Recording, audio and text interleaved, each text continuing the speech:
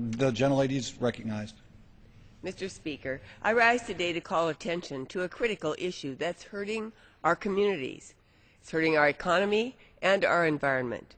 And that issue is climate change. Climate change is already having real impacts, affecting real people and real communities with more extreme storms, severe droughts, heat waves, and more.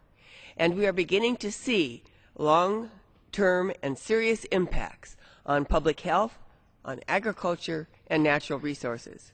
Of course, climate change not only impacts us here on shore, but offshore as well.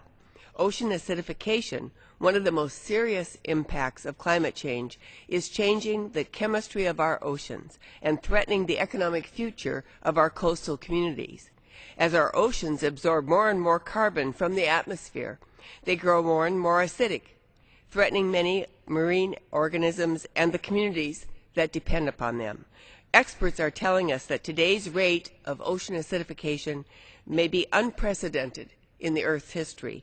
It's estimated to be increasing 10 to 100 times faster than any time in the past 50 million years.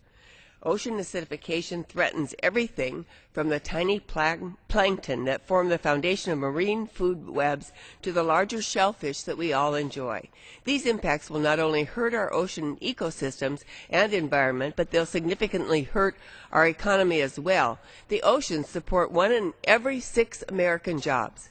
So without healthy oceans, we stand to lose a lot of American jobs and economic opportunities, not to mention the cultural, ecological, and recreational losses to our coastal communities. In my district, there's a diverse array of fishermen, scientists, and non-governmental organizations who are all seriously concerned about this issue, and they are coming together to find ways to better understand and mitigate the effects of ocean acidification on key fisheries and ecosystems. While the initial costs may be felt locally, the long-term costs of ocean acidification will be felt around this globe. We simply can't afford to continue ignoring this critical problem.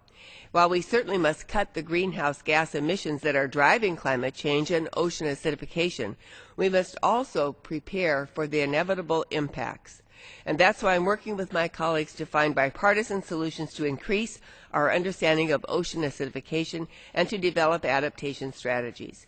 That means supporting efforts to increase research and to monitor better understanding of the problem. And it means coordinating and planning on a local level to prepare communities for changing coastal landscape. And that means forming strategic partnerships to increase our capacity to find creative solutions. There are many things we can do to help, but there's one thing we must all agree upon. Inaction is not an option.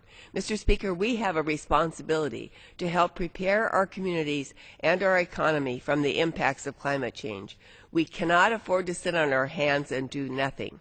So I urge my colleagues to join me in taking motions to combat global climate change. And I yield back the balance of my time. The gentlelady.